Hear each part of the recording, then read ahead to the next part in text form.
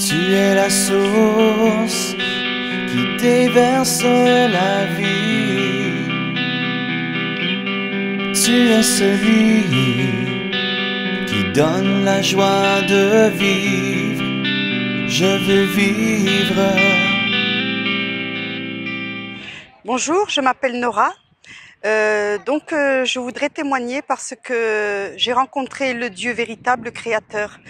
Et il est écrit dans la parole, aujourd'hui, si tu entends ma voix, n'endurcis pas ton cœur. Donc, j'encourage tous ceux pour qui je témoigne à vraiment faire confiance dans le Seigneur Tout-Puissant. Mon histoire, c'est que je suis d'origine algérienne et j'ai grandi dans une famille musulmane. J'ai été une enfant maltraitée et toute mon enfance, c'était la solitude, les larmes. Et puis, comme vous le savez, dans les familles musulmanes, il est interdit de parler de tout ce qui touche à la chrétienté, à Jésus. Et donc, il n'y avait pas de Bible à la maison, on ne me parlait pas du Seigneur, je ne connaissais rien de tout ça. Et puis un jour, quand j'ai eu 34 ans, j'avais 4 enfants.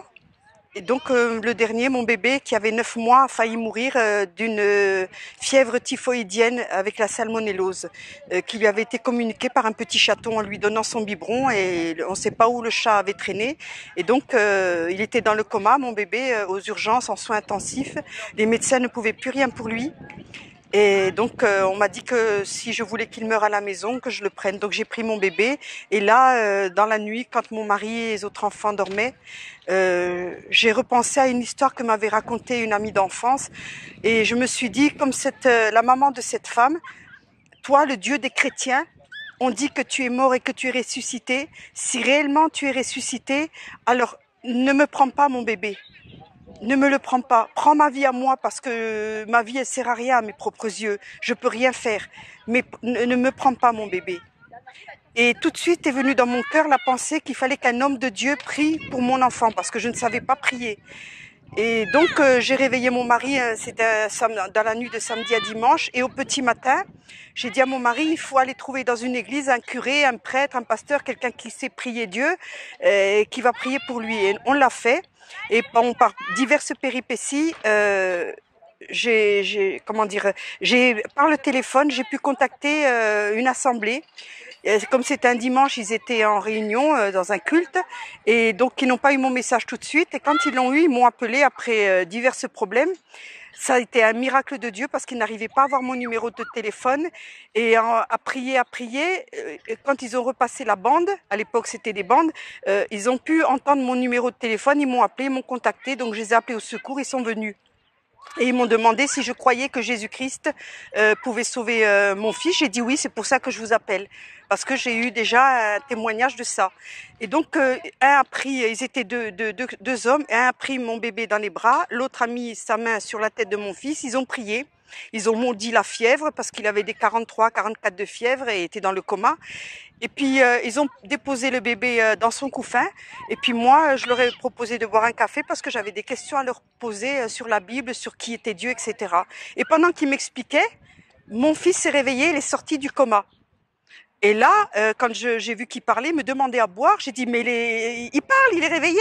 Et ils m'ont dit bah oui, on a prié tout simplement. C'était vraiment des chrétiens très simples comme tout le monde. Et ils m'ont dit ramenez-le à l'hôpital, refaire des examens pour voir qu'il n'y a plus rien. Et en effet, c'est ce que j'ai fait, il n'y avait plus rien. À l'heure actuelle, mon fils est devenu un homme qui a 25 ans, qui est papa, qui a 2 enfants, qui en attend un 3e et il est épanoui. Et pendant que j'ai commencé à réaliser qui était Dieu, j'ai demandé à ces 2 hommes où était leur église et j'ai voulu aller dans leur assemblée pour remercier Dieu de ce qu'il avait fait dans ma vie. Et quand je suis rentrée dans cette assemblée, au fond, le pasteur a prêché et il a raconté toute ma vie. Et là, je me disais, mais quelqu'un parlait de moi. Et à la fin de cette réunion, je suis allée le trouver, je lui ai demandé, mais qui vous a parlé de moi? Pourquoi vous avez raconté ma vie à tout le monde? Et il a été étonné, enfin pas vraiment étonné, il m'a dit, mais madame, c'est pas moi, c'est Dieu qui vous a parlé par ma bouche. Et je lui ai dit, mais Dieu parle comme ça, mais je savais pas que Dieu nous parlait comme ça. Et là, j'ai voulu en savoir plus, comprendre mieux. Et j'ai commencé donc à lire la Bible. Et au fur et à mesure que je lisais la Bible, il y avait un verset dans la Bible qui me disait: dans mon pays, les femmes ne seront ni stériles ni n'avorteront. Et tout le temps, je me disais: mais comment ça se fait? Comment ça se fait?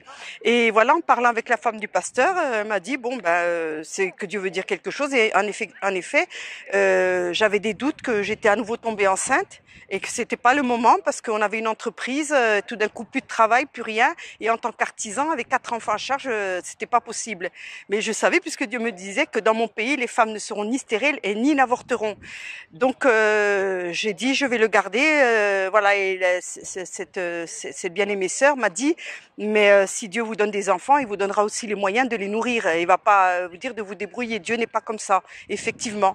Donc voilà. Et je disais: il y a que des garçons dans ma famille, j'ai que des filles, j'aimerais avoir une fille. Et j'avais prié. Et puis j'ai eu l'idée de dire: Seigneur, voilà, réponds-moi. Si tu me donnes une fille, que dans la Bible ce soit écrit. Donc j'ouvre la Bible et je lis. Elle enfanta, elle eut une fille, je sais plus quel passage. Donc j'ai refermé la Bible, j'ai dit: Seigneur, encore une fois que je sois sûre que c'est toi qui m'as parlé, que c'est pas moi. Voilà, j'étais toute nouvelle. Et à nouveau je rouvre la Bible à un autre passage et je vois le mot fille. Donc j'étais convaincue. J'ai dit juste encore une troisième fois et j'étais tellement contente. Je rouvre la Bible et là le Seigneur me dit: tu ne tenteras pas l'Éternel ton Dieu. Donc j'ai demandé pardon à Dieu et j'ai fait mon cheminement. Et ce que je veux témoigner, c'est que, en ayant été une enfant maltraitée, c'est que le Seigneur m'a guérie en profondeur. Parce que j'avais vraiment des grosses lacunes. J'ai eu une vie très très très difficile. J'ai eu un comportement très difficile parce que quand on a été maltraité, on reproduit ce qu'on nous a fait malgré nous et on peut pas s'en sortir par nous-mêmes. Les hommes peuvent nous aider, les psys peuvent nous aider, les médicaments peuvent nous aider, mais ils nous guérissent pas. Mais Dieu, lui, il m'a guéri en profondeur. Et c'est pourquoi qu'aujourd'hui je peux témoigner de ce que Dieu a fait dans ma vie. Et en ayant été une femme musulmane, parce que j'ai commencé aussi à pratiquer cette religion, voilà, je me prosternais, je priais comme font les musulmans. Et en étant petite, il n'y avait aucun moyen pour que je puisse tenir la Bible dans mes mains et que je puisse, puisque j'avais pas le droit de sortir, j'avais pas d'amis, j'étais isolée, complètement isolée dans un petit village. Eh bien, le Seigneur, dans mon enfance, j'avais 9-10 ans, il m'a parlé dans un songe. Après, j'ai su que c'était un songe. Et il m'avait montré 2 chemins. Un chemin qui était magnifique avec de la pelouse, des fleurs, les routes goudronnées, c'était magnifique. Et un autre chemin avec des ronces, avec des cailloux. Il était vraiment très difficile d'aspect. Et la voix m'a dit: voici 2 chemins. Le chemin de la vie, le chemin de la mort. Choisis le bon chemin. J'ai regardé les 2 chemins. En regardant le premier chemin qui était magnifique, j'ai dit: la vie, elle n'est pas comme ça. Ça, j'y crois pas. Et quand j'ai regardé l'autre chemin, j'ai dit: c'est celui-là, le vrai chemin. Et c'est celui-là que je veux prendre. Et la voix m'a dit: tu as fait le bon choix. Et pendant des années, j'ai complètement oublié parce que je comprenais pas le sens. Et c'est quand je me suis retrouvée pour remercier Dieu de ce qu'il avait fait pour mon fils, assise au fond de cette petite assemblée, que la voix de Dieu m'a parlé à nouveau et m'a dit: souviens-toi, parce que j'avais complètement oublié ce songe, je t'ai parlé dans ta jeunesse. Voici, c'est ici ta place, c'est ici que je te veux. Et là, tout d'un coup, j'étais remplie de l'amour de Dieu, à l'intérieur, à l'extérieur, mais remplie, j'avais envie d'embrasser tout le monde, de dire à tout le monde que je les aimais. J'avais jamais reçu ça. Et en même temps, il y a un fardeau qui est parti de moi. Je pense que c'était le fardeau des péchés, de la culpabilité. C'est parti de moi. Je me suis sentie légère. Et jusqu'à ce moment où je vous parle, je suis dans cet état-là. J'ai l'amour de Dieu dans mon cœur et j'ai plus de fardeau. Et pour toutes les choses de ma vie, j'ai une vie comme tout le monde avec des hauts et des bas, des épreuves, des moments difficiles. Mais je peux vous dire que le Seigneur est là, il me console, il me fortifie. Et véritablement, le Seigneur, ce n'est pas une religion. Dieu n'est pas une religion. C'est une relation entre lui et nous, vraiment. Donc, pour ceux qui écouteront ce témoignage, je vous encourage, quelle que soit votre situation, l'état où vous êtes ou le lieu où vous êtes, il n'y a rien ni personne qui peut vous empêcher de crier à Dieu. Parce qu'il est écrit dans la parole que quand un malheureux crie, l'Éternel l'entend et il le délivre de toutes ses détresses. Et il le fera, il l'a fait pour moi, il l'a fait pour tant d'autres sur toute la surface de la terre. Et il peut le faire pour tous ceux qui écouteront et qui le croiront. Vous n'avez rien à perdre de ne pas de le faire. Au contraire, vous avez tout à gagner. Plus que tout, c'est que c'est le seul chemin pour être sauvé. Jésus nous a tant aimés qu'il a donné sa vie pour tout être humain sur la terre, pour qu'il soit sauvé, à condition qu'on soit sincère, qu'on soit honnête avec lui, qu'on reconnaisse qu'on est pécheur.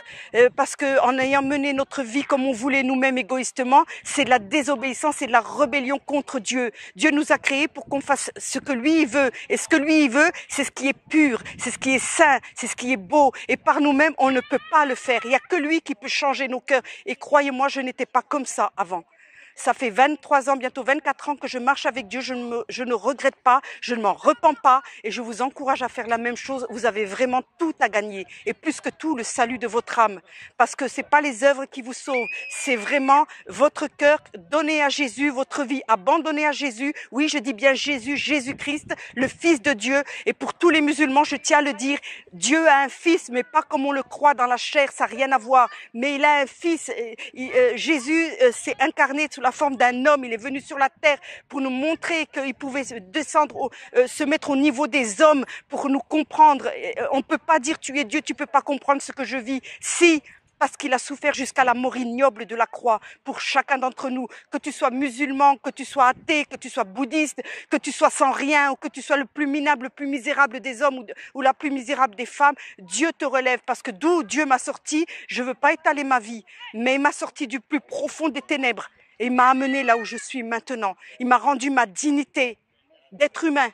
Et tous les jours, il me comble de son amour. Et ça n'a pas de prix. Parce que nous courons tous après ça, après l'amour. Et les hommes, les femmes, les êtres humains nous décevront toujours, toujours. Mais lui, non, jamais il ne nous déçoit, jamais. Quand nous, on les déçoit, lui, il continue à nous aimer et à nous aider. Alors je vous encourage vraiment à vous réconcilier avec Dieu, à lui dire simplement, Seigneur Jésus, je veux vraiment te recevoir dans mon cœur et dans ma vie. Je t'invite à venir habiter dans ma vie. Je te donne mon cœur maintenant et ne permets pas que je la reprenne un jour. Maintenant, si ce que dit cette femme qui s'appelle Nora est vrai, alors révèle-toi à moi comme tu l'as fait pour elle et je saurai que tu es le vrai Dieu. Voilà, Dieu aime qu'on lui lance des défis et vous attend. Soyez bénis en Jésus-Christ. Amen. Oh, Esprit Saint, viens sur